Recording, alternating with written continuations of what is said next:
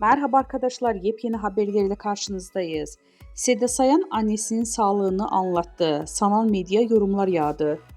Ünlü şarkıcı ve televizyon sunucusu Seda Sayan geçtiğimiz günlerde yaptığı açıklamada annesi Ayşe Gürsaçyan'ın evdeki yardımcıları ile ilgili yaşadığı kaygıları paylaştı. Sayan annesinin yemek yemekte zorluk çektiğini, yardımcılarının kendisine zarar verebileceğini düşündüğünü söyledi.